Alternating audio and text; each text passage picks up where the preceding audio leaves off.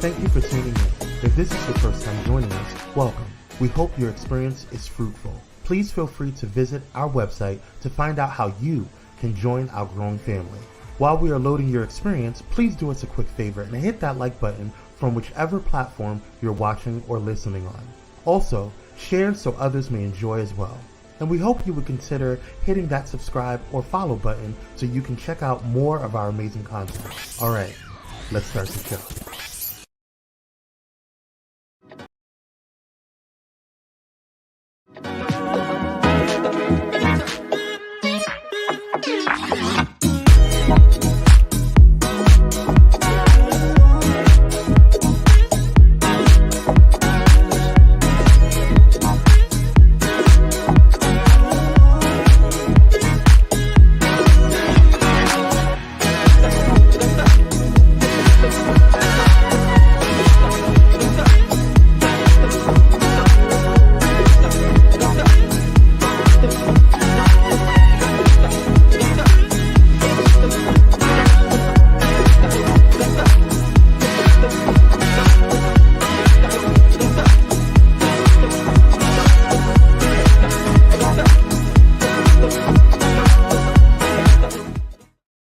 Said it ain't no way for me to love you if you won't let me. I won't go any further because then we're going to have to pay for that. But I feel like that should be the subtopic for this show. Ain't no way for me to love you if you won't let me. How y'all doing? Welcome to the Daryl Walter Show. Listen, y'all, we're going to have a good time. We're going to have a ghetto time, and we're going to have a fantastic time, okay? It's a lot going on with the show today. Y'all tune in. Y'all come on in the room. Everybody, good afternoon, sis. Good afternoon, Kwame. Good afternoon, everybody that's going to see this live and on the replay. Come on, somebody. Ain't no way for me to love you if you won't let me. How y'all doing out there? I hope everybody is having a great week. If you're having a crazy week, I can understand. Okay, I don't know what it is. It's the alignment of the stars. It's the energies of the people, or some would say that the devil is busy. But folks is acting crazy left and right. Okay, listen, I'm gonna cover a lot in less than an hour, okay? We're going to cover a lot of subjects. I'm going to tell some stories, and we're going to talk about this. But real quick, I just got to say, this episode I'm doing without headphones. I didn't have to point that out. Don't nobody care. But I got to tell you, I went to buy some new headphones down at the Best Buy, okay? And I told this story on TikTok, and I got to share it with y'all. So I bought the headphones last night. They wasn't working, okay? So I charged them last night, went back this morning, went and exchanged the headphones, got back in the car. Headphones wasn't working. I said either I'm special or these headphones are special. Either way, I'm going to go back in and let me see if somebody can help me. When I went to get some help, y'all keep up with me, okay? Because we're going a little bit faster, but not too fast, okay? So I went back to return the headphones, okay? And I said, can you please bring out an associate to help me work these headphones because I can't seem to turn them on. I just exchanged them less than 10 minutes ago. The young man said, okay, I'll get somebody. The sales associate came out and said, for $40, we can help you with this problem. For a total of $140, you can sign up for a plan where we'll help you with this issue and future issues. So I said to the young man, so what you're telling me is I got to pay for a problem that I don't have for some headphones that I just bought that I'm trying to get to work? And he said, yes. I said, I'd like to speak to a manager and I'll take my money back. Moral of the story, set boundaries. Okay, you don't have to take that stuff. I don't care how good the headphones are. So I bought another pair from the other place and they not working. But that's okay. I kept my boundaries and I stood my ground and the show is still going on. How y'all doing today, huh? How y'all doing today? It's going to be a good day. We're going to get through it. We're going to get through all of this. Shout out to everybody who's coming on now and on the replay. Listen, I was going to have a segment come on today, but we're going to push it back to next week. I'm really excited to share it with you, but I'm going to say in lieu of that, don't block your blessings. I don't know who needs to hear that. Huh? Somebody out there needs to know, don't block your blessings. Yes, that is a muscle right there. Okay, let's get into what went viral. Come on, somebody. Come on, somebody. Let's get into what went viral. It's going to be a little lengthy, okay? It's going to be some videos, but we're going to pack it in, and then we're going to get into the true subject of the hour, healing from church trauma, being on the other side. I got some points I want to share with you that I think is going to bless you and be real good. But first, let's just get into it. What went viral? Will and Jada. Kwame, play the video.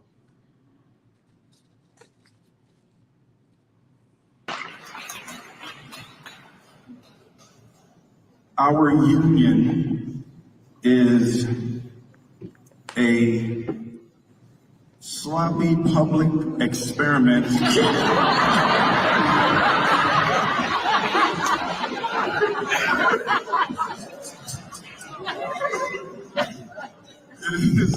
it is a sloppy public experiment in unconditional love.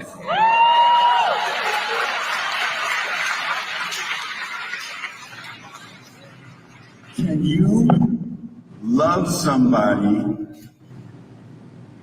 forever, no matter what?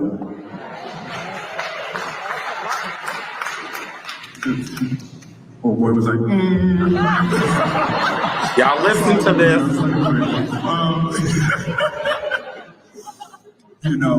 Can you show up and love somebody for the rest of your life, even when you don't agree with them?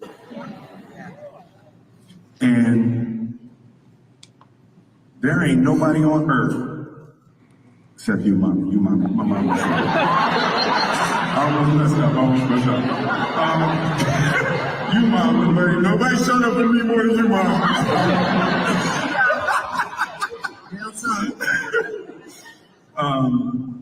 Jada's the best friend I have ever had on this planet. And I am going to show up for her and support her for the rest of my life. Y'all keep listening.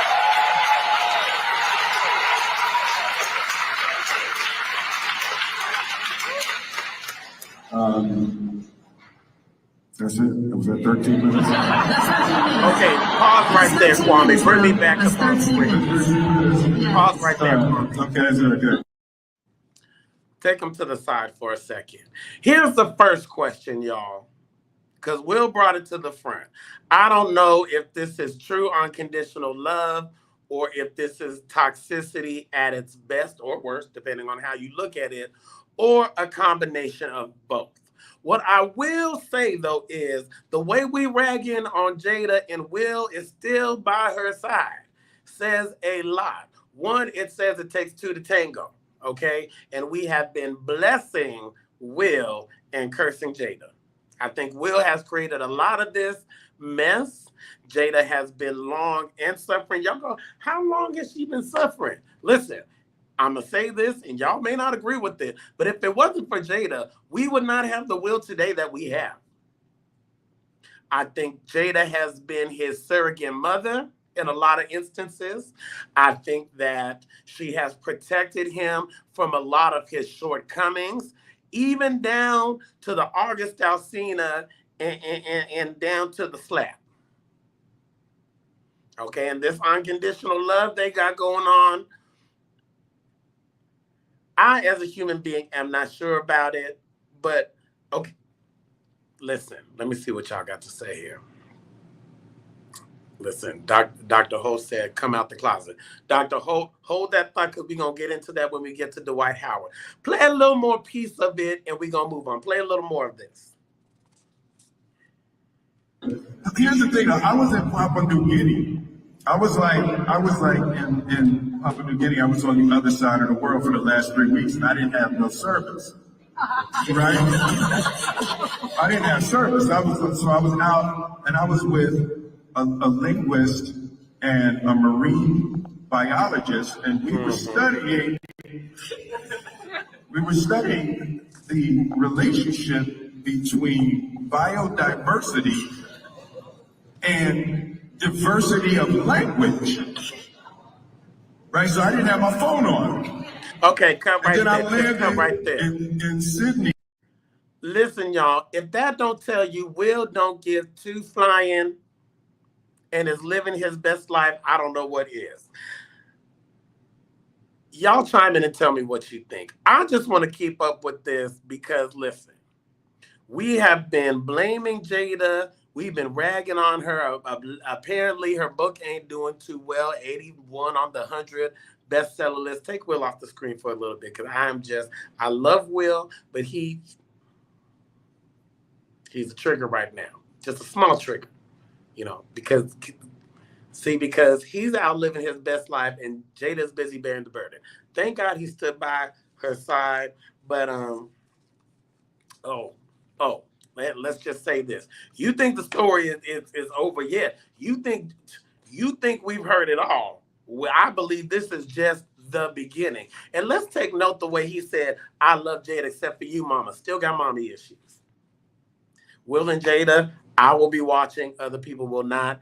But we're going to see where this goes. Let's move on to another mess. Dwight Howard.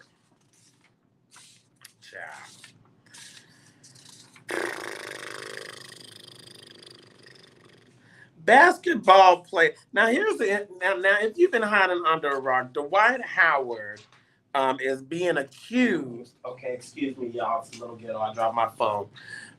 Is being accused of assault by a young man. Let's just play the clip and we're going to talk about it. Former Houston Rockets player Dwight Howard is addressing allegations of assault, which stem from a lawsuit. According to court documents obtained from Radar Online, Howard admits to inviting Stephen Harper to have sex with him and a third man back in 2021. Harper said he felt uncomfortable and that Howard forced him to both receive and give him oral sex. Howard has denied assaulting Harper. He says everything that went down was 100% consensual. He also has requested that the case be dismissed. Joining us to talk about it tonight, sports journalist Jim Hicks and Texas State Representative and attorney Jolanda Jones. So, Jolanda, taking a look at this case, where's the most damage for Howard here? Are we talking about the civil lawsuit? Are we talking about possible criminal charges or a hit to his reputation? So as it relates to a civil lawsuit, he's in that, right? So the guy's asking for some amount of money. He admitted to having sex, just consensual. If it's consensual, it's not, that's fine, right? So he's not responsible for any damages or liable for any damages. In a criminal case, if he can prove that it was consensual, then it's not a crime. Right. Seems to me, and so that's going to run its way through the courts, either civil. I think that if he were going to be charged criminally, he would have already been charged. And that's if the person filed charges or at least went to police. Right. And I don't know if he did or he didn't. Right. You know what? Okay. There's a lot to unpack with Dwight Howard. First of all, what Dr. Holt say, bring up that comment, dealing with the wrong gays. What that comment say? I done told trades like Dwight, you keep dealing with the wrong. Listen, let's get into Dwight Howard. Because I kept saying to myself, why does this name sound so familiar? First of all, Dwight Howard is a trash man and a trash father, allegedly. Okay. Dwight Howard has, what, 8 kids by 6, 7 baby mamas. And he got a baby with Royce Reed. Now, if y'all don't remember who Royce Reed is, she was on Basketball Wives, the Florida, Miami, whatever. Remember, she got into it with Evelyn or whatever. But listen, Dwight got with some other girl and flossing and taking care of these babies. And this was back in July, okay? Because we're going to talk about it all, Dwight, before we get into this mess you got with this person. We just going to say person and this assault situation that you got going on, okay? They got a 15-year-old together. And Royce said, baby, Howard pays people to start smear campaigns on his baby's mamas. That's what she said. Now, mind you, also, Roy had a gag order signed on her that she couldn't say anything. That's why she didn't say anything on Basketball Wives. But let's talk about this first and talk about how crappy of a father and man that he is in real life. And then let's talk about his behind closed doors fantasies and the mess he got going on with his people. Because, see, a mess of a man is going to be a mess of a man regardless of who he's sleeping with. And that's what we got to realize. We got to gather together and recognize, baby, he ain't going to treat nobody right. Anyways, claimed that the incident with Braylon was a minor that happened under Howard's supervision, okay?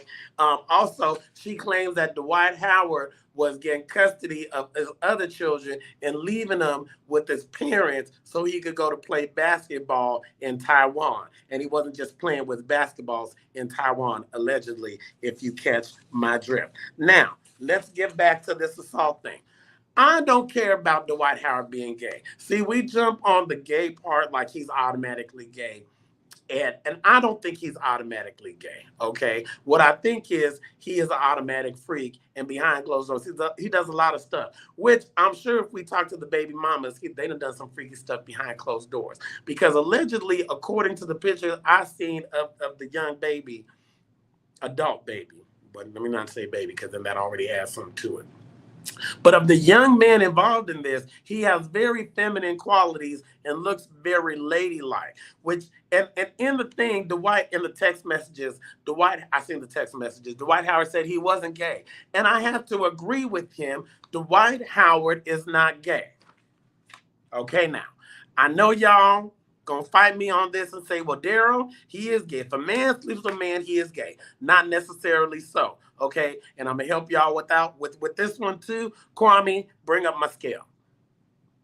Bring up my scale. In 1948, there was a man by the name of Alfred Kinsey that came up with this Kinsey scale of sexuality. Okay. Don't leave me hang. There, go right there.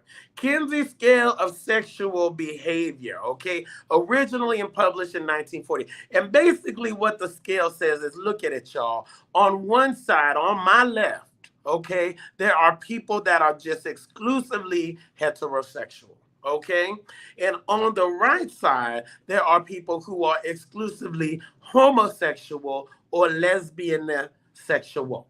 Okay, now in between it is a little bit of everything. You see, on one, it says you more heterosexual, but you like a little same-sex play every now and then. Okay, in the middle, you have bisexual. Now bring me back up. Dwight Howard is somewhere on this scale. Which brings me to the next conversation that a lot of people don't want to have, but a lot of your men is on that scale too. A lot of your husbands, a lot of your boyfriends, a lot of the men that you think are straight are on that scale too. You'll never know and you're never going to find out, but I talk to a lot of them because they're open with me. But see, we will not come to a day where a man can be open with his sexuality until we get to a society that is not as patriarchal, where we can learn to accept that men are allowed to explore their sexuality or be sexually liberal in their sexuality without being condemned or judged. I said a whole lot. I know I said a whole lot. I can't tell you how many men I talk well, I can't. And it's not, see, that already sounds bad because I just know them. I don't know them personally. Don't even look at me crazy like that. But I'm just saying, I know men who have explored their sexuality in many ways and they are not gay. I know it's a tough pill to swallow. Lord, the people that got quiet on me. I don't think the assault I don't think the assault charges are going to stick, because if there were assault charges, they would have been charged already, right? There is going to be money, there will settle, and Dwight Howard is freaky at best. What do y'all think? What y'all think? Because people don't want to hear it, but a lot of these people, listen, baby, a lot of your husbands, a lot of your fiancés,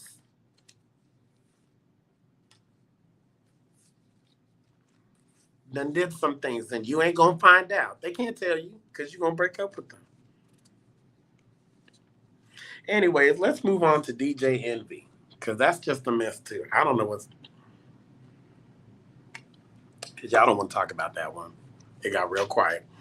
DJ Envy of the Breakfast Club. His partner, Cesar Pena, is accused of basically extorting money, stealing folks' money, lying to them, promising them stuff, and just taking a whole lot of money. Let's look at the clip real quick. We get through this. We almost done. Let's play the clip, Lord. We're back now with an I-Team exclusive. Less than a week after we broke the story of investors who say they were scammed in a real estate venture promoted by radio host DJ Envy, there is a major development. DJ Envy's longtime business partner has been arrested by federal agents in New Jersey. Cesar Pena has been charged with fraud. Investigative reporter Sarah Wallace has been all over the story. She has the latest from federal court in Newark. Cesar Pena arrested by the feds this morning on a charge of wire fraud and brought here to the federal courthouse in Newark. They say this may be just the beginning. He could face additional charges of money laundering. You might know him on Instagram as Flippin' NJ, my friend Cesar Pena. DJ Envy often had his pal, Cesar Pena, on the radio host's The Breakfast Club show. Started with no money, and here I am, $50 million later in real estate. Promoting their real estate partnership. Now, in this federal complaint, the government says... Listen here. Bring them back up on the screen, the two. Anyways. I refuse to. Now, DJ Envy done went on the Breakfast Club. I'm sure y'all done seen it, and basically said he ain't got nothing to do with it. Hey, Amari, what's going on, Amari? DJ Envy went on against his lawyer's judgment and said he ain't got nothing to do with this. I refuse to believe that DJ Envy ain't got nothing to do with this. Cesar Pena went on and said that DJ Envy ain't got nothing to do with this. It's giving Diddy. It's giving he paid him off. It's giving he paid him off so that DJ Envy can keep his job, which, by the way, has been up as a job description on iHeartRadio website. I didn't make it up. It's on there, okay? I think DJ Envy has something to do with it, but he's covering face. Ain't no way he done had that man on his show. Ain't no way they've been doing seminars, traveling around the world together, and you gonna act like you didn't have any knowledge of it. But you know what? You take the rule book from Diddy and play on it, brother. But we got our eye on you. And if you out there and you got any radio sense, hell, I may apply. I may very well go ahead and apply. You never know. The sky's the limit. Okay? But as of right now, DJ Envy ain't going to jail. But we got this eye on this case because they talking a little too loud and proud. And it's a lot of people out of money right now that had invested in this Ponzi scheme, basically. Basically, what they would do is buy these properties, these apartment buildings, and rent them out and keep the buildings.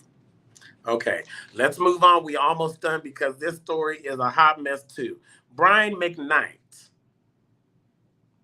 Hey, Cupcakes. Hey, baby. Hey, Cupcakes. Hey, Kyrie. It's okay. You right on time, baby. I don't know. He may not have, but you're not going to tell me you've been traveling around. Anyways, let's get to Brian McKnight. Brian McKnight is a very interestingly self-absorbed, trashy man, in my humble opinion, allegedly. Let's just say that. Great singer, great songs, great talent, great gowns, terrible father. Okay, let's just get into it. Now, on Saturday, the past weekend, McKnight took to Instagram to announce his new name, along with new music under a picture of Brian Kanoa Makoa McKnight Jr. The caption reads Jr. because he says, quote unquote, I am also proud to be officially announce that I have legally changed my name to exactly match my legacy. My legal name is now Brian Kanoa Makoa McKnight Sr. He also included that his newest album is titled McKnight Time Lullabies in January. Brian welcomed a son with his now wife, Leilani Mendoza McKnight, and is also a stepfather to Mendoza's two children, Jack and Julia, from a previous relationship. Okay. Now, these accusations are messy, right? And they come from Brian Sr. celebrating his stepdaughter, Julia, got her a new car and everything. Okay. Now, don't let me lose my step right here. Let me say this. Let me start telling y'all a story about Brian McKnight real quick. So back in the day, y'all heard me sing. When I was younger, I was signed to a production deal, and I was part of a group called Ecstasy. One of our songs was on the Save the Last Dance soundtrack. Not a flex, just letting you know I did some things. Okay, if you YouTube it out there, it's called Bonafide. So we were recording in studios, right? And we went to one particular studio in Pasadena. And our manager, Big West, at the time, he passed since then, R.I.P. Big West, who signed me. We got into the studio, and there's several rooms in the studio, and we get in there, and Brian McKnight's bodyguard is basically like, we're sorry, Mr. McKnight is not allowing anybody into this back studio, because where we were recording was in a big studio, like next to his studio, okay? And I remember Big West basically manhandled the security guard and said, I don't give a F who Brian McKnight is. That little, and he began to talk about him real bad. Long story short, Brian McKnight has always been self-absorbed in this very cunning way, okay? I don't know what it is, if One Last Cry just got to his head, or if it's a contralto spirit, because no shade, but Ernest Pugh be acting a little sassy that way too. Let's play this little clip here. Did I send the clip? Let's play this clip. He said, instead of informing the public that she has never had a genuine relationship with Brian, Brianna lamented that Brian's stepchildren come before her. Instead of informing the public that she and her mother lived off Brian's financial munificence for 18 years, and she attended the finest private schools and saw the best doctors as a result of Brian's generosity, Brianna complained that nobody understands what she has been through. He argued his video, where he made the accusations Brianna sued over, was him defending himself against the absent father claims. Brian said he spoke hard truths about his children, their sense of entitlement, their lack of appreciation, and the false implication that he abandoned them. He argued he did nothing wrong. In any case, documents show that both parties agreed to dismiss the lawsuit in February. In the post that she said set him off, Brianna wrote, Daddy's little girl was never really a thing for me. Nobody understands what I've been through except for my siblings. Believe it or not, I'm not always the person I seem to be. I'm not always happy, and most of the time, I'm battling my own demons just like everyone else. Brian's estranged daughter added, I grew up thinking that the things that happened to me and my dad's relationship was my fault. I grew up thinking that he doesn't want to come to visit me because he doesn't love me. It sucks knowing that my phone calls have to go through a stranger I barely know, that my text messages are read without a response, and that my stepmother tells me that they wish the best for me. It kills me to know that it's so hard for me and my siblings to get a word in. Not one word. At a very young age, I was always second place in my father's heart, maybe even third, fourth, or fifth, depending on the situation. My father hasn't called to wish me a happy birthday in years, and yet I sit by the phone every single year hoping that one day his heart will change, she said. Brian Jr. also came out and said, I can't imagine abandoning my children, man. It's hard not to imagine the psyche of a man who truly just turned his back on his actual sons, on his actual blood and creations. It's mind-boggling to me. I don't think there is any situation that merits the way my father has chosen to treat my brother, my sisters, and his grandchildren, one of which being his firstborn son, who also bears our name. It's insane to me to have absolutely no empathy for the type of life he introduced us to, only to resent us for that life catching up with us. It breaks my heart, but not for myself, specifically for my siblings and my children. They don't deserve this at all, not one bit. And I'm not letting this slide, not for 1 second. I've tried my best to take the high road and be the bigger man and all that positive stuff, but there is a much bigger issue here when it comes to Black fathers, especially in entertainment, that needs to be addressed. I believe that there's a serious discussion that needs to be had. And a part of me truly feels like our story is the one to begin the conversation that will lead to healing a lot of young men and women with abandonment issues. It's time to tell our side of the story. Meanwhile, fans have not been shy in expressing their distaste for the R&B singer. One person straight out told Brian, "Sir, you are talking about the children you brought into this world. This is literally wild. You are erasing your family with your chest out. And the fact that your wife even agreed to naming that child Brian is insane. Yeah, we hate can the internet pause it for me right there. discovering who Brian McKnight really is. This is..." Bring me back up, Kwame. You know, let me say this because this story hits close to home. Oh yes, but that's his children right there. You know, two of them can really sing too. Didn't they come out with the single a few years ago? That's really nice. That's his new family right there. Look at them.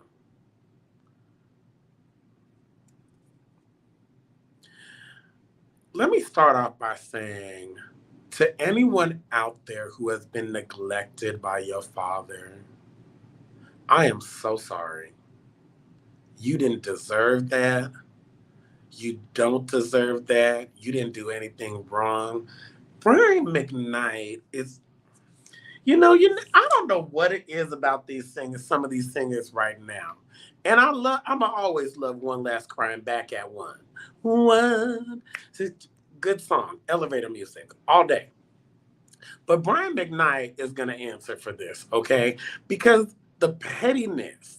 And the thing about it is a lot of parents feel like because of the monetary things that they've done for their children don't come with a manual. And the fact that he has clearly turned his back on his children and blaming them and not taking any accountability and got the nerve to do an album. And first of all, he's doing this for the money because he don't want to pay them no more money. Let's just be clear about this. This ain't got nothing to do about love. Don't y'all fool yourself into thinking that this man changed his name because he loves them babies and he loves that kid. That man is saving his money. Them kids already got whatever they get. They probably ain't got no will or whatever. He probably done signed everything over to this baby. That's just a shame. That goes to show you money don't make you a man. Anyways, I want to go to commercial break because if I play this next clip, it's going to piss me off. Tip. If you need...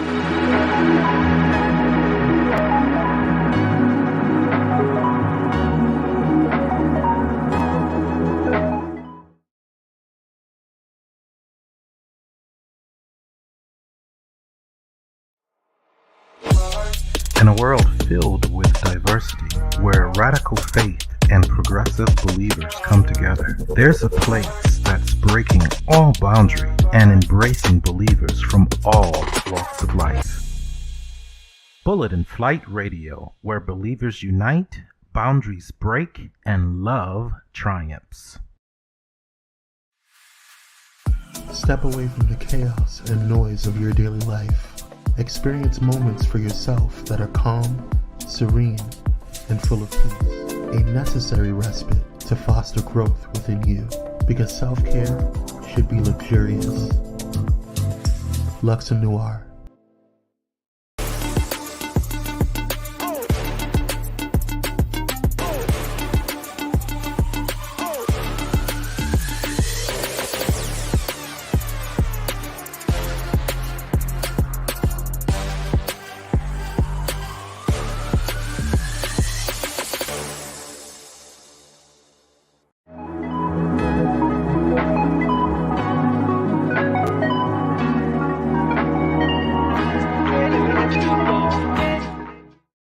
You know, that last segment, I was so beside myself, I got tongue-tied at the end, but it just baffles me and takes me somewhere when parents just don't want to be parents.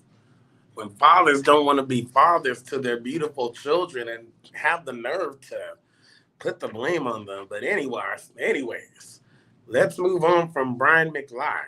Welcome back to the Daryl Walters Show, y'all. I hope y'all are having a good time. I hope you all are getting something from this show, as I am getting something from you all as we continue on this journey. I want to give a huge shout out to Bullet In Flight Radio and everyone following me over there. Y'all make sure to keep following. Inbox me, email me if you have questions. Is there something you want to hear you're not seeing? Go to my Facebook page or Instagram or TikTok, follow me, and you can see all the stuff I talk about on here. And also shout out to Power Media Network. Listen, y'all make sure you're sending your text. Put up that text number, Kwame, so people can see it. Was that? Yeah, 833-793-2423. Get notifications. Y'all stay connected because it's going up from here, okay? Thank you, Kwame. Now let's get into the discussion on the other side of healing from church trauma.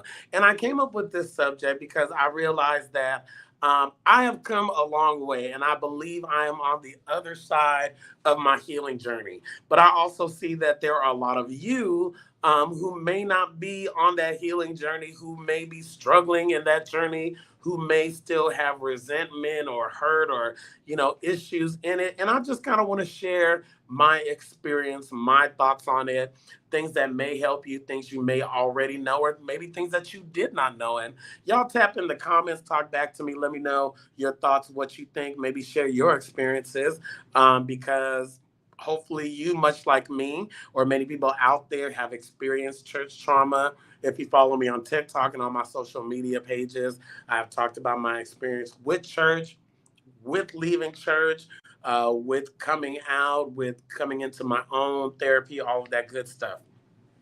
So let me start off by saying that I titled this discussion On the Other Side because I wanted people to know that there is another side, that there is a other side. There is a place of destination after healing, and for some of you during your healing journey. You know what I'm saying? And many of you, like myself, have been hurt by church in various forms. For some of you, it was emotional abuse.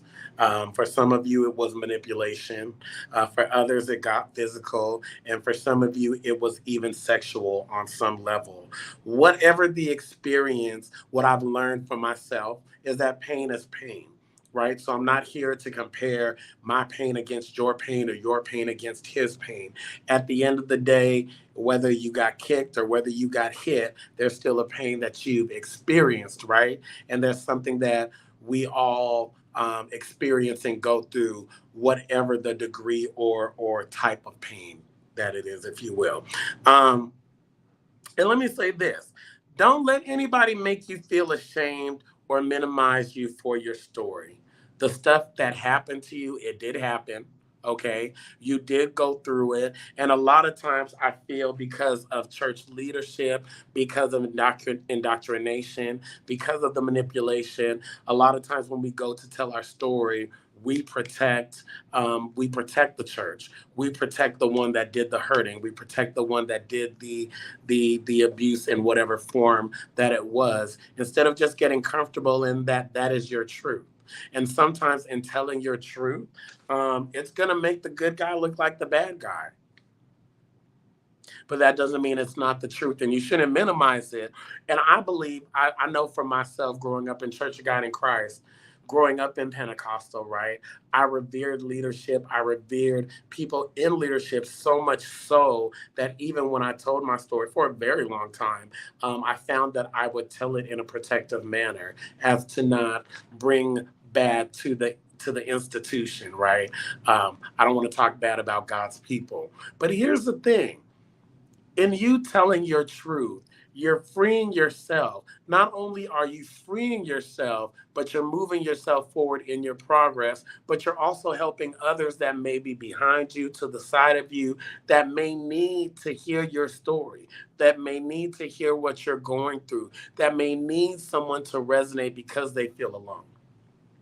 That's not to put a burden on you or a responsibility, but it's a way to just encourage you that not only are you helping yourself when you share your truth, not only are you healing yourself, but you're helping someone else heal. Okay? Y'all with me? Let me make sure. Make it in the comments. Yeah, he gonna look. Yeah, okay, we'll get back to that comment. Okay, y'all. Let me get back to the discussion. The church has done a good job in making us think, baby, that we deserve to be punished, that we have to take disrespect or find another place to get that disrespect. But if we find another place, then we are the problem, right? Because the church is only as good as you are. That's what they tell us. Okay? May I present to you that are listening on this live and on the replay that you are not the problem. Baby, ain't nothing wrong with you. God still loves you, and that where you are and how you are feeling in your position, whether it happened yesterday, a year ago, or 10 years ago, it happened and it wasn't your fault. You didn't do anything wrong. God is not punishing you. God is not smiting you, because listen, I really believe a lot of times in church, they will make it they will make it in a way that you feel like it's your fault, right? That surely that you've done something wrong, that surely that some sin that you committed or your mama committed or your great granddaddy committed, that there's a generational curse upon your life, and this is why this is happening. Can I just present to you, it ain't got nothing to do with that what that person did to you in church, the way that person traumatized you, the way that minister did you wrong, the way that pastor took advantage of you or your family member, the way that person took your money, even though you said you didn't have it and you couldn't pay your light bill, didn't have nothing to do with you or your generation, that you did something wrong. But it has everything to do with your church trauma. And today is the day that you get healed from it. Come on. Trying to help somebody. Okay? Because I'm on the other side. But it's a journey. It's not overnight. Now, I came up with 5 points. These are Daryl's points. Just in getting to the other side. Somebody said, I don't know if I was lucky or blessed, but my grandfather was a preacher, and all the churches I have attended have been welcoming and embracing. My granddad loved all of us no matter what. And that is a beautiful situation.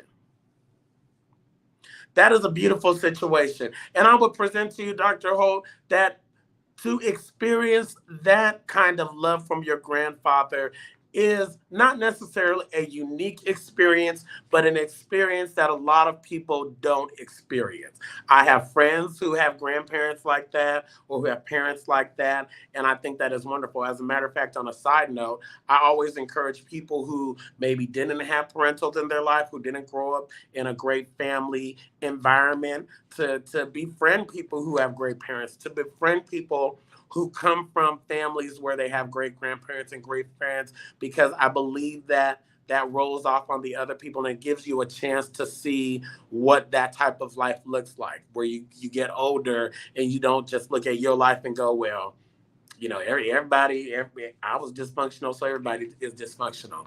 That is not necessarily true. But I do want to say there are 5 points that I have experienced, that I have gained. These are my thoughts on how you can deal with it if you are going through it, right? And what to do and what your experience will be like, and that it's okay. Number 1, you will walk alone. When you decide to heal from your trauma, when you decide to heal from church abuse, right? I believe that you will walk alone because you are walking away from the norm. And so many people are used to the norm. So many people are used to be treating a certain way that they don't have the courage to walk away from the community that they know. For a lot of people, church is the only place of family, of security, of any type of normalcy that they know. So a lot of people are afraid to walk away from it and lose it. Let me tell you, my decision was to walk away from church. And the reality is, when I walked away from church, I lost a lot of friends. A lot of people will say that that's not true, but a lot of people are also distanced from me. Okay, and actions speak louder than words. But don't be afraid. Don't be scared. Don't be scared, baby. You're going to be all right. Because that's clearing the path for new people to come into your life. That's clearing the path for new relationships to come into your life. That's clearing a way for you to have new relationships, to have new experiences. Don't be afraid to walk away. Number 2, listen, you will get it wrong. You ain't going to get it right the first time or the second time. And God bless you, those who come at me and say, Daryl, I got it right the first time. That's wonderful. If you did that, hats off. Listen, keep going. Keep the ball rolling. But for those of you, you're going to fail. You're going to stumble. You're not going to get it right. But listen, perfection is the enemy of progress. Don't seek to be perfect. Seek to be better. It's okay if you mess up. It's okay if you feel uncomfortable. It's okay if you cry. It's okay. It is okay, baby. You're going to get it right eventually. You're going to find your footing eventually. You're going to find your tribe. You're going to find your peace. You're going to find your happiness. But first, you got to let the past go. Now, number 3, this came to me. Y'all got to hear me on this. You ain't got to tell it all, but speak your truth. It's a fine line between bleeding and telling your testimony, okay? And what am I saying? See, a lot of times, and I've learned this. I'm telling you what Daryl knows. A lot of times we feel like we just got to tell every little nook and cranny to everybody who will listen. First of all, everybody ain't your friend. Everybody that say, just call me, I'm a listening ear, they are not equipped and they are not your friend, and they going to mean you bad. They going to be a mole. They going to take your business and they going to run and tell it to the wrong people. You ain't got to tell it, but speak your truth. What do I mean by speak your truth? Be who you are. Stand firm in your word. Stand firm in your new convictions. Because old convictions going to pass away. Speak your truth. No, I don't like that anymore. I don't like it when you talk to me like that. Because of my experiences with this church, because of my experiences with that person, I can't come to that function. I don't attend church right now. That's not where I'm at. Okay, if you feel like I'm going to hell, that's your opinion about me. Speak your truth and stand your ground. But you ain't got to tell it all. Well, why you ain't going to church right now? That's between me and God. Everybody don't mean you good. Everybody don't mean you right. See, and we get caught up in this, everybody's my friend. You get what I'm saying, child. Little progress is still progress. Number 4. Little progress is still progress, okay? If you lose a pound, it's a win is a win, baby. Okay? So if you decide, listen, I can't leave the church, I can't leave this situation, but I'm going to sit on the other side of the church. Okay, that's that's progress, baby. Okay? You whatever change that you make, even if it's a little change, it's still a change. Because you're putting yourself first, right? And a lot of times, this is my opinion, I have a lot of friends who go to work out, and their first workout, they spend 2 hours in the gym and they do every machine and they just go ham, 100 sit-ups, 100 push-ups, and just go hard. Then they come out and they don't go to the gym for 4 weeks. I would rather you go to the gym for 10 minutes and do 10 push-ups a day and build consistency in whatever direction. What am I saying? In your healing, if you just make one decision, okay, well, you know what? From here on out, I'm going to change the way people treat me. At any time somebody does something that I don't like, I will inform them I've changed. I will stop going to these places where they treat me like this. I'm just going to change that up. One change. Think of one thing that you can change in the direction of your healing, of getting out of your trauma. church trauma. Because, baby, the church will make you feel guilty for not going to church. The church is very good. I love you, church people. But they're very good about making you feel guilty about missing something. So if you could even remove the guilt from that. Come on, somebody. All right, number 5. Now, this came to me, okay? Speak life. Okay? I'm going to say this. This is going to blow some of y'all mind. But faith without works is not dead. I said what I said. Faith without works is not dead. Daryl, what do you mean? I've been thinking about this for a minute. Well, Daryl, what you mean faith without works is not dead? It ain't dead. If you can just have faith sometimes. Because I found, listen, true story. Let me tell you. So today I am 7 months alcohol free. Yay. I have been working on being alcohol free for 7 months, for this long, for a long time. But I have put on my board that I am alcohol free long before I was alcohol free. To the point I actually forgot about it, but it was something that I just saw every day as I walked in and out of my room. It's still up there, along with some other affirmations and things I want to see come to fruition. But not only did I forget it, but there were some days I wasn't sure if it was going to happen. I had gotten to a point where I was like, you know what? I'm just going to enjoy a bourbon here, enjoy my cocktail, and that's just going to be how my life is, right? Now, here I am 7 months later, alcohol free. What am I saying? A lot of times, there are going to be times where all you have is faith. I'm just going to sit there right there. There are going to be times where all you have is faith. I know the Bible says faith without works is dead. Take it for what it is. But what I'm saying is there are times where all you have is faith, that you can't work, that you can't move because of your situation, or sometimes you just feeling down. But that doesn't mean that faith is not working.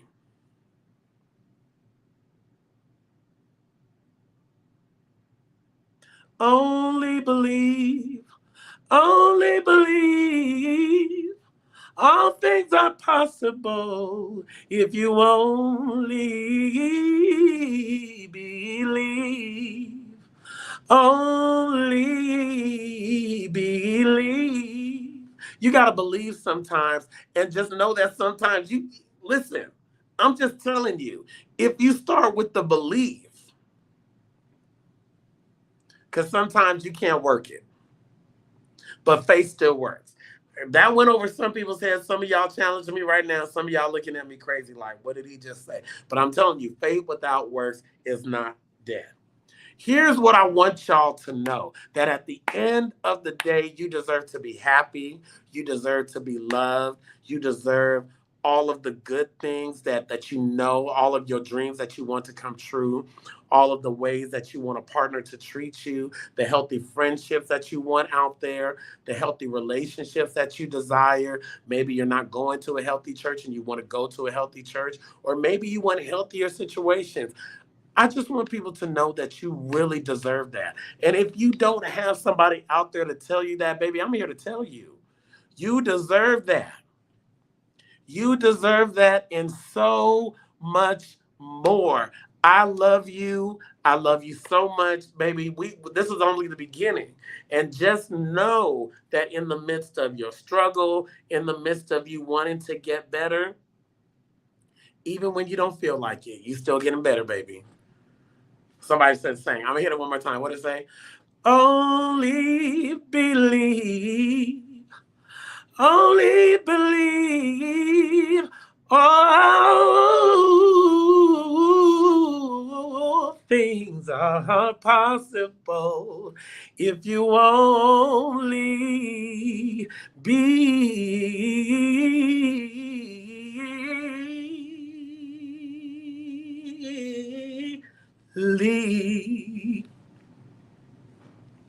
Hiya. Huh? Come on, somebody. Listen. Woo! We only going up from here. I hope y'all got some good stuff out of that. Tap into the comments. Hit me up on social media. Email me. Let me know your thoughts. Let me know what you want to hear about. Let me know what you want me to talk about. Dwight Howard needs Jesus. We're going to just pray for him that he gets it right. Because as far as I'm concerned, there is no ladies and men. Leave that man alone. Brian McKnight. Until you do right by your real kids, ain't no good gonna come from you. And that little $2 you gonna raise from that little paper ass lullaby song ain't gonna do nothing. Anyways, I said my piece. Until then, if you got a dream, keep dreaming it. If you got a vision, see it through, unless it's Brian Kakoa McKnight's dream. And I'm gonna see y'all next week. All right, peace. I gotta go. You get mad, even if you get offended. So, what you gonna do? Because I guarantee you, you can't beat me up.